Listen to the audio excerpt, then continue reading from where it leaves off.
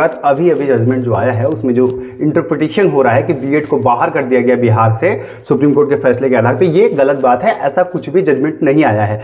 Judgement जो आया है उसको आप पहले ठीक तरीके से समझ लीजिए। जजमेंट क्या आया है, बस एक डायरेक्शन दिया गया है, ठीक है। तो इस तरह की कोई बात नहीं है। तो सबसे पहले ये जो चल रहा है कि डिस्पोज ऑफ हो गई है, लिबर्टी डिस्पोज ऑफ हो गया है या डिसमिस कर दिया गया है, याचिका रद्द कर दी गई है, बीएड को निकाल दिया गया, बिहार सरकार अब जो है डीएलएड को ही लेकर के जाएगी, ये सारी तमाम चीज़ें हैं जो अभी कही आ रही है। तो ऐसा कुछ नहीं है। बहुत ज़्यादा आप लोग लगातार मैसेज आने लगे तो मुझे अभी कोर्ट रूम से निकल के आप लोगों के लिए वीडियो बनाना पड़ रहा है। देखिए हुआ ये है, पहले इसको ठीक से समझ लीजिए आप लोग। बिहार सरकार ने अपने आर्ग्यूमेंट में सबसे पहले यही कहा कि चूंकि हमारी प्रक्रिया जो है वो चल रही थी, इसलिए जो है हमें जो है पहले से जब जजमेंट आया उसके पहले से ही ये चल रहा था, इसलिए हमें बीएड को अलाउ करने दीजिए इस बार के लिए, नेक्स्ट टाइम के लिए आप उसे अलाउ मत कीजिएगा। ये मांग थी बिहार की तरफ से, जो मैंने आपको पहले ही बताया था कि बिहार सरकार जो है यही बात कहेगी कि एनसीटी की गाइडलाइन प्रचलन में थी जिस वक्त हमने जो है इस प्रोसेस को चालू किया था, और जैसे ही हमने चालू किया उसके बाद आपका फैसला आया तो हमने जो है बीएड को लेकर के एग्ज़ाम कंडक्ट करा लिया है। और इस स्थिति में हमें इस बार के लिए बीएड के लिए लिबर्टी चाहिए, ठीक है। इस पे डीएलएड के साथियों की तरफ से ये कहा गया कि चूंकि मामला ये है सर कि इसमें सुप्रीम कोर्ट का जजमेंट ऑलरेडी आ चुका है ऑनरेबल जस्टिस धुलिया और अनुरुद्ध बोस की तरफ से, और उसके बाद से 11 अगस्त को जो जजमेंट आया है इसको लेकर के अब हम जो है इसको बीएड को सीधा सीधा बाहर कर देना चाहिए, क्योंकि अब इसमें कुछ भी बात करने के लिए नहीं रहा है।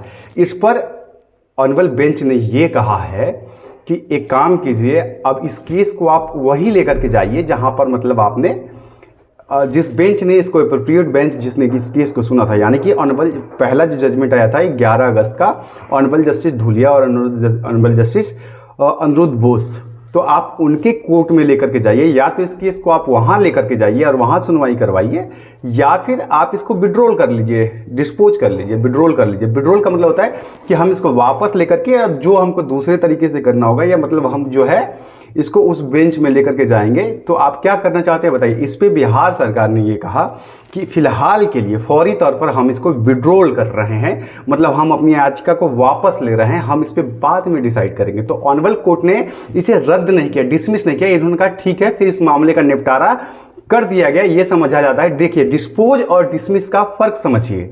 डिसमिस का मतलब होता है रद्द करना, मतलब हो गया केस खत्म, आपके केस में कोई दम नहीं है, कोई लॉजिक नहीं है, इसके ऊपर कोई सुनवाई नहीं होगी, ये केस खत्म, ठीक है। और डिस्पोज का मतलब होता है कि इसका निपटारा कर दिया गया, ये केस जो है सुन लिया गया, इसमें फैसला दे दिया गया, इसमें इसको निपटा दिया गया, इस केस को खत्म कर दिया गया, ना कि इसको डिसमिस किया गया, रद्द किया गया। तो ऐसा नहीं हुआ है।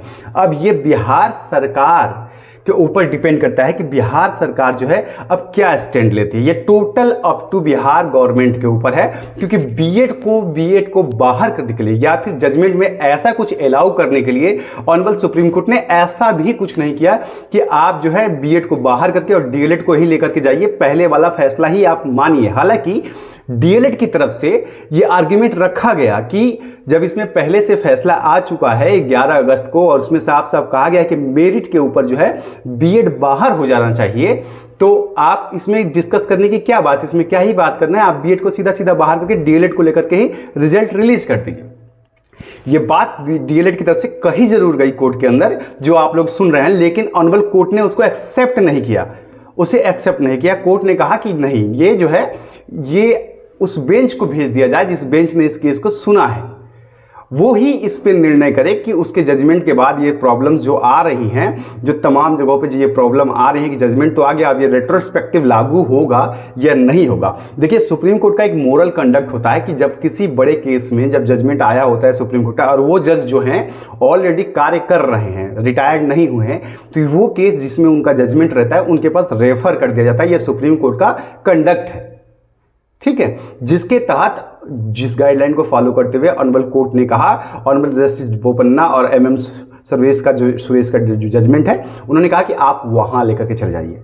अब बिहार सरकार ने इस बात को क्यों नहीं तत्काल में कहा कि ठीक है हम उस बेंच में लेकर के जाएंगे, अब ये जो है ये अभी हम लोग जब बैठेंगे तब समझ में आएगा कि इसको लेकर के क्यों ऑनरेबल कोर्ट ने को तत्काल विड्रॉल किया गया। हो सकता है कि बिहार सरकार यहाँ पर दूसरे बेंच में जाने की जो बात चल रही है उसको लेकर के अपना विचार करेगी कि कहाँ जाना है, अनिरुद्ध बोस की बेंच में जाना है या नहीं जाना है, और उसके बाद तय करेगी। तो सुप्रीम कोर्ट ने किसी भी तरीके से आज के जजमेंट में बीएड या डीएलएड के पक्ष में कोई फैसला नहीं दिया। उन्होंने यही कहा, एक तरीके से सिंपल भाषा में आपको समझा दूं तो उन्होंने साफ तौर पर यह कहा है कि हम इसको सुनने की अथॉरिटी ही नहीं है। जब इस केस में दूसरे जजेस का बेंच आया हुआ है, अब इसमें आपका सवाल आ सकता है फिर छत्तीसगढ़ की बेंच को क्यों सुन लिया। अब ये जजेस के माइंड सेटअप के ऊपर है, आप इसके ऊपर कुछ नहीं कह सकते, कोई टिप्पणी नहीं कर सकते। ऑनरेबल कोर्ट ने कहा कि चूंकि ये मामला बड़ा है और ये प्रक्रिया, देखिए छत्तीसगढ़ का केस थोड़ा सा अलग इस कंटेस्ट में इसलिए था कि उनकी पूरी प्रक्रिया फाइनल हो गई थी, काउंसलिंग बचा था, और यहां पर जो है साफ साफ ये कहा गया कि भाई हमने आपके जजमेंट के बाद एग्जाम कंडक्ट कराया है और अब रिजल्ट लाने वाले हैं। तो रिजल्ट लाने वाले हैं, ये वाला जो लाइन है ना कि रिजल्ट लाने वाले हैं, तो अभी आप रिजल्ट लाए नहीं है। इस पे ऑनरेबल कोर्ट ने कहा कि तो फिर ठीक है, फिर आप उस बेंच में जाइए जिसने इसके ऊपर फैसला दिया है, और वही बेंच इसका फैसला करे कि उन्होंने जो आदेश दिया है उसके मद्देनजर इसमें उसको क्या करना है। ये है टोटल केस, ये है। बाकी ऑर्डर जब लिख के आ जाएगा रात को, अभी 6 बजे तक छप जाएगा, 4 बजे तक ऑर्डर आ जाएगा, उसकी डिटेल कॉपी मैं आप लोगों को ला करके दिखाऊंगा और उसके ऊपर फिर डिस्कस करेंगे। फिलहाल पैनिक का जो माहौल बन रहा है उसको ना बनाइए। देखिए 3 चीजें मैं अभी भी आपको बता रहा हूं। अब यहां से total up to Bihar government है। बिहार गवर्नमेंट चाहे, अभी तो उसने विड्रॉल किया है, विड्रॉल इसलिए किया है कि अब वो क्या सोच के किया है वो बिहार गवर्नमेंट समझे। अब यहां से या तो बिहार सरकार चुप होकर बैठ जाए और डीएलएड के साथ रिजल्ट डाले, ये उसके ऊपर है। सुप्रीम कोर्ट ने नहीं कहा कि आप डीएलएड को लेकर के जाइए, या फिर वो एप्रोप्रिएट बेंच में जाकर के दोबारा फाइल करेगी इस केस को, मतलब ऑनरेबल जस्टिस अनिरुद्ध बोस के और ऑनरेबल जस्टिस धूलिया के बेंच में लेकर के जाए केस को, या फिर वो किसी और बेंच में किसी और ग्राउंड पर लेकर के जाए। ये बिहार सरकार के ऊपर डिपेंड करता है कि वो इस केस को किस तरीके से ले जा रहा है। आज जो सुनवाई हुई है उसमें बस इतनी सी बात निकल के सामने आई कि इस केस को सुनने के लिए हम एप्रोप्रिएट बेंच नहीं है। इसमें ऑलरेडी जो है पहले से सुनवाई हो चुकी है, जिस बेंच ने इसको सुना है वही बेंच इसको दोबारा सुनेगी, तो आप वहां लेकर के जाइए।